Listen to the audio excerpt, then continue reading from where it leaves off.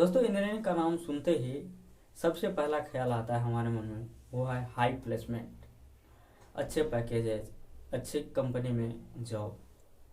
लेकिन दोस्तों, क्या अक्सर ऐसा होता है? यदि आप भी सोच रहे हैं इंजीनियरिंग करना या इंजीनियरिंग में करियर बनाना, तो आपके लिए कुछ बातें जानना बहुत ज़रूरी है, जिसे मैंने अपने इंजीनियरिंग के दौरान फील किया है। आइए जानते हैं वो कौन कौन सी बातें हैं जिन्हें आपको इंजीनियरिंग करने से पहले जानना चाहिए। पहला है दोस्तों कि आप इंजीनियरिंग क्यों कर रहे हैं। आप इसमें दो बातें हो सकते हैं, या तो आप पैसा के लिए कर रहे हैं, और दूसरा आपका मन लगता है या आपका पैशन है उसमें। दोस्तों, यहाँ आपको बता दें, यदि आप पैसा के लिए इंजीनियरिंग कर रहे हैं, आपको पैसा चाहिए, तो आप ज़्यादा दिन तक इसमें टिक नहीं पाएंगे, और कहीं ना कहीं तीसरे चौथे सेमेस्टर तक जाते जाते आप इसको छोड़ देंगे। क्योंकि इंजीनियरिंग बेसिकली 4 साल का होता है, और हर साल में आपको 2 सेमेस्टर होते हैं, यानी 6 मंथ पर का हर एक सेमेस्टर होता है, और हर सेमेस्टर में 3 एग्ज़ाम होते हैं। एक पहला मिड 1, दूसरा मिड 2, और तीसरा लास्ट सेमेस्टर एग्ज़ाम, जिसको एंड एग्ज़ाम भी बोलते हैं। और इसमें न जाने कितने असाइनमेंट्स रिकॉर्ड लिखने पड़ते हैं। तो इन सब सारी चीज़ों को आप नहीं झेल पाएंगे यदि आप पैसे के व्यू से इंजीनियरिंग को देखते हैं। तो दूसरी बात आती है कि आपका पैशन है, इसमें आपको मन लगता है, इसलिए आप करना चाहते हैं। यदि ये फैक्टर है आपका, आप इस नज़रिए से देखते हैं, तो मैं सजेस्ट करूँगा कि ऑब्वियसली आप इंजीनियरिंग में जाइए। अब दूसरी बात आती है, इंजीनियरिंग में कौन सा ब्रांच हाईएस्ट पैकेज वाला या हाईएस्ट जॉब वाला है। दोस्तों, कहीं ना कहीं हमारा पैशन ज़रूर होता है कि हम ये ब्रांच लें और ये चीज़ें इंजीनियरिंग में पढ़ें, लेकिन ये भी हमें देखना होता है कि आगे चल के इसमें कितनी कैरियर अपॉर्चुनिटी है, कितना रिटर्न हमको मिलने वाला है। अब मान लीजिए कोई बंदा यदि इलेक्ट्रिकल इंजीनियरिंग सेलेक्ट करता है, तो वो अपने घर में ट्रांसफार्मर तो लगाएगा नहीं, वो अपने घर में वायरिंग तो करेगा नहीं, या उसके करियर इतने बड़ तो नहीं है कि जाके वायरिंग का काम करेगा।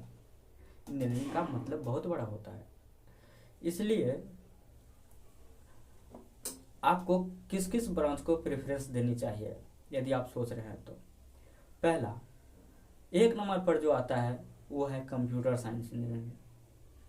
कंप्यूटर साइंस इंजीनियरिंग, आईटी और मशीन लर्निंग, आर्टिफिशियल इंटेलिजेंस, ये सारे ब्रांच जो है एक दूसरे से इंटरकनेक्टेड है। अमूमन 80% सिलेबस भी इनके सेम होते हैं। इसमें आप सीखते हैं software development, cloud computing, software management, और ऐसे ऐप डेवलपमेंट, वेब डेवलपमेंट, इस तरह की चीज़ें जो कि हम डेली चल के हमें किसी से कंपनी के साथ में काम नहीं करना पड़े, तो उस नॉलेज को हम इंडिपेंडेंटली यूज कर सकते हैं। हमें ऐसी ब्रांच को सिलेक्ट करना चाहिए। दूसरी बात आती है कि दूसरा इसमें ब्रांच आता है जो हाई पैकेज और अच्छी उसकी डिमांड है वो, और आगे चल के उसमें हम इंडिपेंडेंटली भी काम कर सकते हैं, वो आता है सिविल इंजीनियरिंग। दोस्तों, सिविल इंजीनियरिंग एक ऐसा सेक्टर है जिसकी डिमांड हर हमेशा बनी रहती है, और आगे इसमें करियर अपॉर्चुनिटी की कहीं कोई अंत नहीं है। वैसे तो हर एक ब्रांच में कोई अंत नहीं है, लेकिन आगे चल के इसमें आप यदि चाहे तो खुद का एक कंस्ट्रक्शन कंपनी, खुद की कोई मैन्युफैक्चरिंग कंपनी जो कंस्ट्रक्शन से रिलेटेड हो, आगे चल के इसमें शुरुआत कर सकते हैं। या जैसे बिल्डिंग डिजाइनिंग, आर्किटेक्चर, इन सारे क्षेत्रों में आप अपना करियर बना सकते हैं, जो कि इंडिपेंडेंटली भी किया जा सकता है।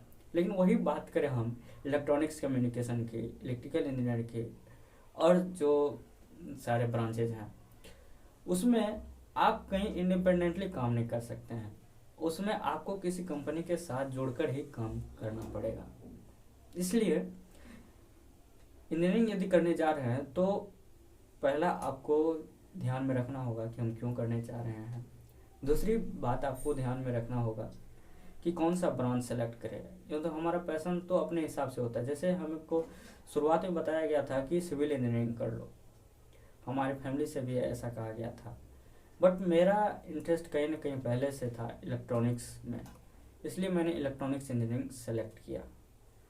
दोस्तों, यदि आपका पैशन किसी क्षेत्र में है तो उस क्षेत्र में स्कोप है या नहीं, आप खुद से क्रिएट कर लेंगे। आगे चल के कितने देर तक उस फील्ड में टिके रह सकते हैं, आप के अंदर नए नए चैलेंजेस आएंगे, उसको फेस करने के लिए आप कितने तैयार हैं, इन सब बातों का भी आपको ध्यान रखना होगा। और आगे जो बात आती है इसमें, कौन सा कॉलेज बेहतर होता है, गवर्नमेंट कॉलेज या प्राइवेट कॉलेज। दोस्तों, दोनों ही कॉलेज बेहतर होता है, लेकिन एक मिडिल क्लास और below middle class family afford करना इतना आसान नहीं है, क्योंकि उनकी फीस बहुत ही ज़्यादा होती है। इस कंपेयर में आपके लिए गवर्नमेंट कॉलेज सबसे बेहतर है। चाहे आप इसके लिए अपने इंजीनियरिंग की शुरुआत पॉलिटेक्निक से ही क्यों न करें। तो गवर्नमेंट कॉलेज और प्राइवेट कॉलेज में क्या होता है मेनली कि गवर्नमेंट कॉलेज में ये तो इसमें जो जितने भी फीस वगैरह होती है वो गवर्नमेंट के द्वारा मैनेज किए जाते हैं, तो स्टूडेंट के ऊपर बहुत ही कम भार पड़ता है।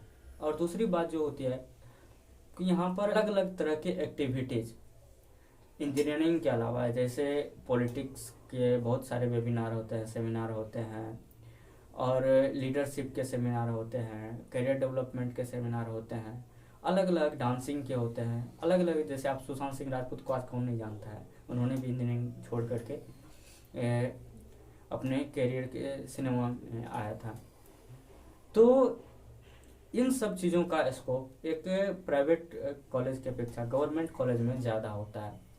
प्राइवेट कॉलेज में उनका फोकस सिर्फ और सिर्फ आपके प्लेसमेंट पर होता है, क्योंकि आपने उनको पैसा दिया है, तो उनकी जिम्मेदारी बनती है कि वो आपको जॉब दे, और जॉब दिलाने के लिए उनको जितना भी मेहनत करना पड़े, जो भी हथकंडा अपनाना पड़े, जो भी तरीका अपनाना पड़े, वो सारे अपनाते हैं।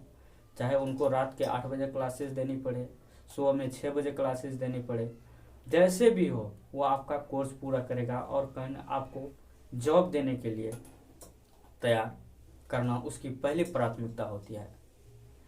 वहाँ पर जो एक्स्ट्रा करिकुलर एक्टिविटी होता है वो उसको उतना प्रेफरेंस या उतना इम्पोर्टेंस नहीं दिया जाता है। इसलिए कोशिश करिए कि आप गवर्नमेंट कॉलेज में ही जाए इंजीनियरिंग करने के लिए। और आगे जब बात आती है गवर्नमेंट कॉलेज में तो ऐसे तो आपका एडमिशन होगा नहीं, उसके लिए आपको इंट्रेंस फेस करना पड़ेगा। पॉलिटेक्निक जो 3 साल का कोर्स होता है, आप 10th के बाद भी कर सकते हैं या 12th के बाद भी। उसके बाद होता है कि ग्रेजुएशन, जिसको बीटेक या बीएससी इन इंजीनियरिंग भी बोलते हैं। तो इन सब में जाने के लिए इनिशियली आपको 10th लेवल पर पॉलिटेक्निक का एग्ज़ाम देना पड़ेगा और 12th लेवल पर IIT JEE मेन या एडवांस का एग्ज़ाम देना पड़ेगा। तो दोस्तों, ये कुछ इन्फॉर्मेशन थी जो आपको इंजीनियरिंग करने से पहले जानना ज़रूरी है। आगे के आने वाले वीडियोज़ में हम ऐसे ही कुछ टॉपिक्स पर चर्चा करेंगे, और आपके जितने भी डाउट्स हैं इंजीनियरिंग या अपने कैरियर से रिलेटेड, यहाँ हम उसको डिस्कस करते रहेंगे। तो बने रहिएगा हमारे साथ और अच्छे से पढ़ाई करिएगा। तब तक के लिए जय हिंद।